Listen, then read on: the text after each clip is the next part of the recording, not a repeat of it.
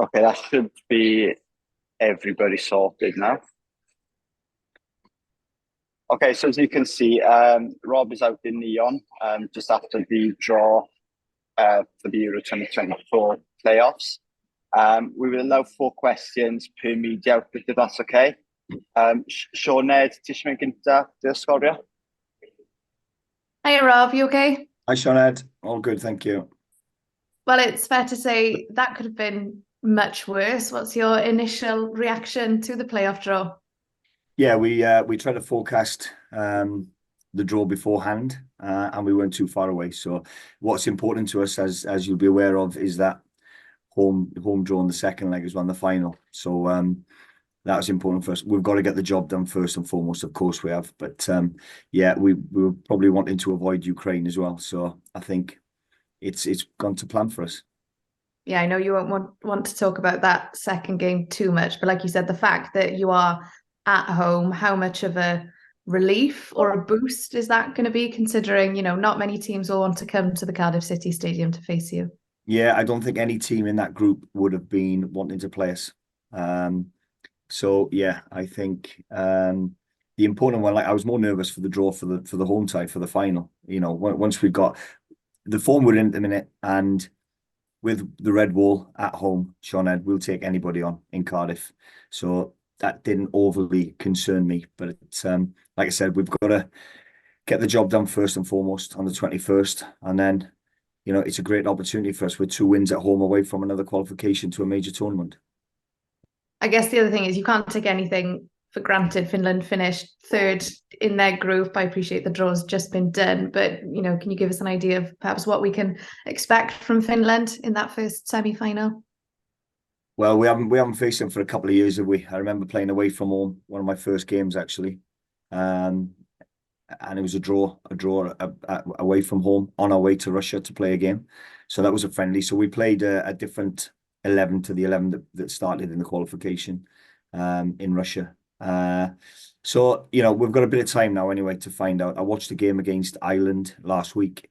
So, of course, they're a threat. We've got to respect that. They're a good team. They're here for a reason, and we have to respect that. But again, I keep saying it, but if we, you know, meet the standards we set against Croatia and Turkey, then I'm confident the result will take care of itself. That's all from me, Rob. Diolch yn fawr. Thanks, Sioned. Diolch, Sioned. If we could use the hands up feature as well, if anyone wants to ask questions. I'll go to Carl Roberts next from the BBC. Thank you, diolch yn fawr. Rob, I don't think I've ever seen you in anything other than a tracksuit. You're looking very smart today. Thank you very much, Carl. That wasn't one of my questions, though. One done. Yeah. Is that the best draw you could have hoped for? Yeah, I think so. I think so. You know, we can't be too greedy. I think, look, we've got the home leg for the semi-final. It was just the opposition didn't particularly want to play Ukraine again. We've been there and done that. So yeah, look, there's nothing taking nothing away from Finland. It's going to be a very tough challenge for us. But like I said, we've proven time and time again at home with the red wall behind us that we're capable of getting fantastic results and fantastic nights. So we're hoping out for 2 big efforts. And you've qualified via home playoffs before. How much does that count for ahead of these playoffs? Well, that'll be really important for us. A large portion of the group had the experience. They were with us for those World Cup qualifications in the playoffs. So we've already exposed them to those types of games and environments. So it won't be alien to them. So, you know, having just recently gone through that experience will hopefully then hold us in good stead. You mentioned before the games this time and a month ago that not many of your regular starting lineup are getting loads of minutes with their clubs. Before the playoff, there's going to be a transfer window. You don't have to name any names, but would you like to see maybe some of the players getting a move with a view to getting some more time on the pitch ahead of those games in March? Absolutely. This is why now we have to be on the front foot with it. This is why I said, and I think Geraint picked up on it, after the last game, straight after the last game, I'm already planning, you know, meetings next week. We need to be on the front foot with this. We need to take every advantage we can going into these games in March. And if it means we have to try to influence some of the players to go and play and get minutes, and then we'll be having those conversations, because we have to be selfish. We have to think of ourselves in this as well, and get the players playing as many games as they can. So when do your preparations start? I started already. What does that involve? Well, just a message to the group. Look, a lot of my coaches are not full time, so they're at other clubs. I've got 2 in Italy. I've got 1 in the Premiership with Sheffield United. There's a couple without work at the minute, so it's pointless just getting 3 together. We need, whether it's a Zoom call, whether it's get together face to face. I do prefer face to face, but I'll be on it now, trying to arrange something for next week, wherever that may be. But we need to get all of us in the room and have a plan of go through the squad, potential squad, who needs to get out playing games, who needs more minutes, and we'll try to determine how healthy the squad is coming into camp in March. Great, thanks for your time. Pleasure. Diolch, Carl. Geraint Hughes from Sky. Hi, Rob. Hi, Geraint. Hi. Just on that, just picking up on what you said, you were more nervous about the second draw. How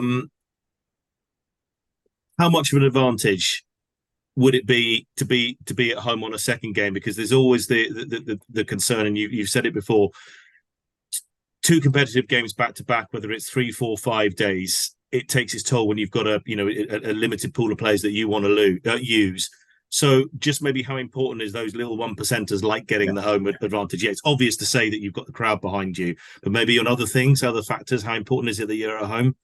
Yeah, less traveling. Look, we had to change. We had to make some changes from Armenia to Turkey, and that's purely because of the lack of minutes some players are playing at club level. So Kiefer, as an example, wasn't playing week in, week out. So for him on a very heavy pitch in Armenia to put the shift in that he did, to then go and ask him to do, marry the standards that we're asking him to 4 days later is a big ask. So we are fortunate enough at this moment in time. We've got a pool of players, certainly at the top of the pitch, that are competing for those places, and it's good competition. So to have a Brennan as a replacement is incredible for us. So the less traveling that we have to do will obviously help us recover. And the crowd. We've all been there. We've all been involved in those special nights. Even recently, the performance against Turkey was something we should be very proud of. How we've not won that game, and we should have on another night, but that's another topic of discussion. And recently against Croatia. So if we can get anywhere near those standards, the result will take care of itself, and that's taking nothing away from the opposition. But that knows the standards we set. If we marry them, there'll be 2 great nights again. As you mentioned, the work starts now, not just for yourself and the coaches, but behind the scenes as well. What lessons can be learned from the recent experiences that you've had of going through the playoffs? Because we were going with the mindset you're going to win. You've got to go in with that mindset, but you're at a disadvantage to the 21 other teams that have already qualified. What lessons can be learned about, if it all goes to plan on March 21 and 26, that you're not playing too much of a catch-up when it comes to the tournament? Because however it worked out in Qatar, you were at some disadvantage because of qualifying later than everyone else. Well, we were, but even then we flew out and done a recce, and we had an opportunity to look at hotels. We are a little bit behind with regards to that, the planning with that, but we are planning to go over before the games in March. We have to now plan as if we're going to qualify and go over and have a look at training camps and bases. So that's already in place. I've just had that conversation an hour ago with Mark Evans. So we'll be planning as if now we're ready to go to the tournament. And Rob, just the last one on performance. I think you spoke to Sinead about, Finland. We're probably all looking at our results, that 0-0 friendly that you took charge of, and then obviously the Nations League wins. But in terms of looking at the other game, if I may, I know football's not played on paper, but Poland would be the favourites to come to Cardiff. We talked the other night, you prefer playing the better sides. Would you deep down prefer to play Poland?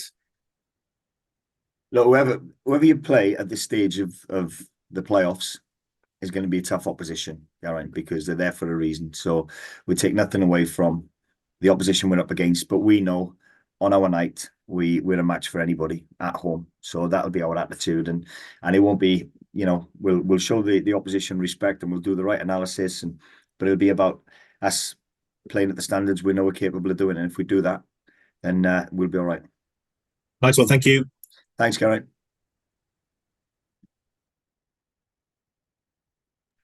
Sorry, Lawrence Moore, TalkSport. Yeah. Hey, Rob. Hello, Lawrence. Listen, obviously you've had Aaron on camp as well. He's been missed in these last couple. How confident are you he's going to get back quickly? And I mean, it'd be a huge boost for you for March, wouldn't he? Yeah, absolutely. To have somebody of Aaron's quality, to join the squad back up again is going to be, a definite bonus for us. Absolutely. So I think there's a lot of time from now till March to get himself in the right place. And he's done a bit of work on camp with us last week. I've just messaged him. We've just had a couple of messages together, and he said about the draw straight away. He's on it, and he's looking forward to it himself. So he'll do everything in his power now to make sure he's part of that squad in March. Brilliant. I know you talked about the atmosphere that's created at the Cardiff City Stadium, but with Euro 2028 coming up, is there going to be any sort of pull to go to the Principality and play there? All I've done is talk about the importance of being at Cardiff City Stadium for us. So we're just worried about these. Or focusing, not worried. We're just focusing on these 2 games that we've got, one to start with. And the big pull for us, the big advantage is Cardiff City Stadium with our home support. So, there'll be no talk of that from me anyway. And just finally for me, December 2nd, are you going to go to the full draw for the group stages? Yeah, we're planning to come straight back out and be a part of that as well. Good stuff. Cheers, Rob. Cheers, Lawrence. Thank you. Thank you. Phil Carden from The Sun. Hi, Rob. Hi, Phil. Just wondered, you mentioned that Finland played Northern Ireland in the group stage. Is Michael O'Neill someone you would speak to? Yeah, I've spoke to Michael O'Neill. When he was manager of Stoke, I went and watched a couple of his training sessions. We had some Welsh boys there at the time as well, so it was 2 birds with 1 stone. I got a lot of respect for him, and that's something that we'll definitely be having a conversation with, no doubt. Yeah. You just said there that you spoke to Aaron via text message. What did he actually say about the draw?